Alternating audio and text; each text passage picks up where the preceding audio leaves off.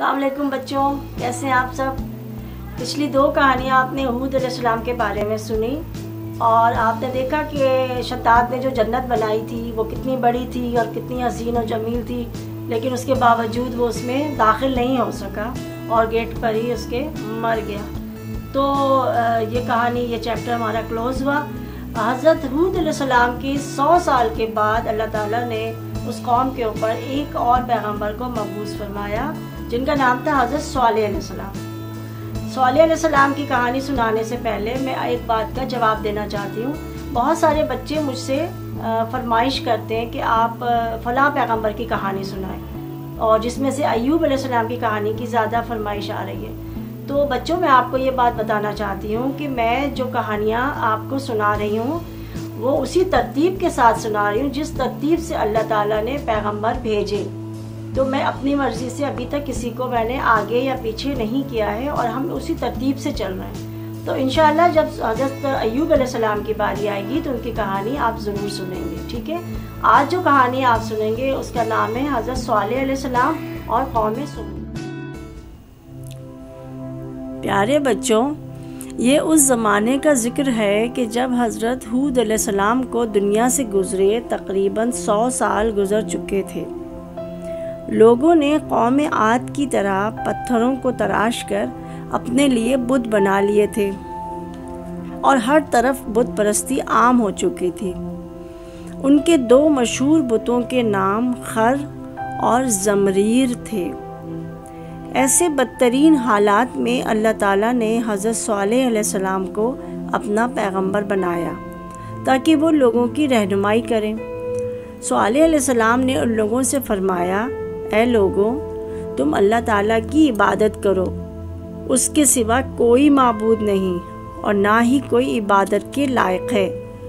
اللہ تعالیٰ نے قوم عاد کے بعد تمہیں ان کا جانشین بنایا ہے، زمین پر تمہیں اس طرح بسا دیا کہ تم میدانوں میں گھر بناتے ہو۔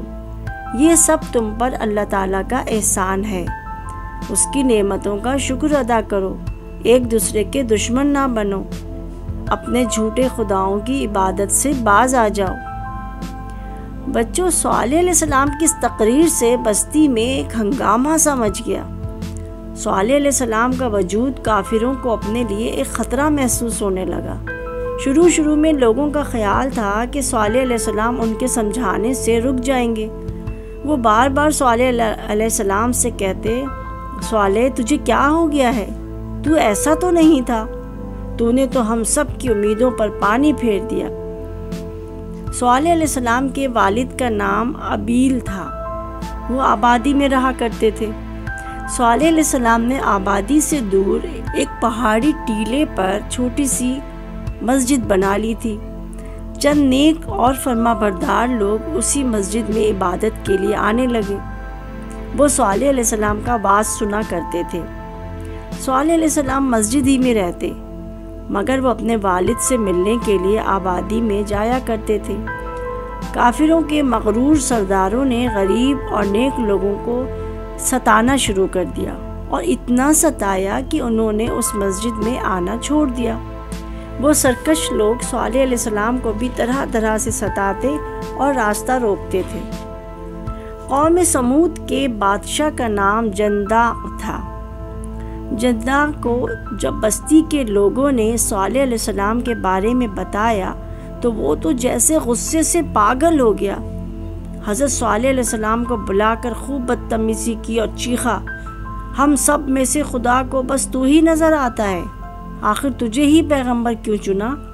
تجھ غریب کو خدا کو میں یا مجھ جیسے دوسرے مالدار سردار نظر نہیں آئے؟ بادشاہ کے ایک منہ چڑھے وزیر نے بھی ہاں میں ہاں ملائی اور بولا، یہ جھوٹا ہے، کوئی اس کی بات کا یقین نہ کرے۔ غرض یہ کہ سب نے مل کر حضرت صالح علیہ السلام کی شان میں بہت ہی گستاخی کی۔ بچوں، آپ تو جانتے ہیں کہ پیغمبر غصے جیسی بری عادت سے پاک ہوتے ہیں، لہٰذا صالح علیہ السلام ان سے نیکی اور امن کی بات کرتے رہے۔ آخر ان کافروں نے اپنی طرف سے صالح علیہ السلام کو پریشان کرنے کے لیے کہا، اگر تو سچا ہے اور واقعی خدا کی طرف سے بھیجا ہوا ہے تو پھر کوئی ثبوت دے، کوئی نشانی دکھا تاکہ ہمیں یقین ہو جائے کہ تو واقعی خدا کا بھیجا ہوا ہے، پھر ہم سچ مچ تجھ پہ ایمان لے آئیں گے۔ حضرت صالح علیہ السلام نے اطمینان سے ان بدتمیز اور بد تہذیب لوگوں کی بات سنی اور فرمایا مجھے منظور ہے، تم خود ہی بتا دو کہ کس قسم کی نشانی یا ثبوت چاہتے ہو۔ بادشاہ، وزیر اور بڑے بڑے سردار یہ سوچ کر خوش ہو گئے کہ اب انہیں حضرت صالح کو ستانے میں مزہ آئے گا۔ وہ کہنے لگے اگر تو اللہ تعالیٰ کا نبی ہے تو اپنے اللہ سے کہہ ہمارے سامنے یہ جو پتھر کا بڑا سا پہاڑ ہے اس کو چیر کر اس کے اندر سے ایک اونٹنی کو باہر نکالے، جو باہر نکلتے ہی ایک بچہ دے، اس بچے کے بال سرخ رنگ کے ہونے چاہیے، پھر ہم اس اونٹنی کا دودھ بھی پیا کریں گے۔ حضرت صالح علیہ السلام نے فوراً دعا کے لیے ہاتھ اٹھا دیے۔ لوگ ہنس ہنس کر ایک دوسرے کو کوہنیاں مار رہے تھے۔ سردار بھی خباثت سے مسکرا رہا تھا۔ ان لوگوں کو یقین تھا کہ ایسا کرنا ناممکن ہے۔ بھلا پتھر کے پہاڑ کے اندر سے زندہ اونٹنی کیسے نکل سکتی ہے؟ بچوں، ان اللہ علی کل شیء قدیر، اللہ تعالیٰ ہر شے پر قادر ہے، یعنی اس کے لیے کوئی بھی کام ذرا سا بھی مشکل نہیں، چاہے ہماری نظر میں وہ ناممکن ہی کیوں نہ ہو۔ حضرت صالح علیہ السلام کو دعا کرتے ہوئے کچھ ہی دیر گزری تھی کہ اچانک ایک زوردار دھماکہ ہوا۔ لوگ اچھل پڑے، انہیں اپنی آنکھوں پر یقین نہ آتا تھا۔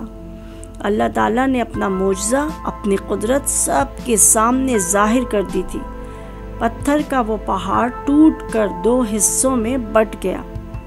اس کے اندر سے ایک انتہائی خوبصورت صحت مند اونٹنی باہر نکل آئی۔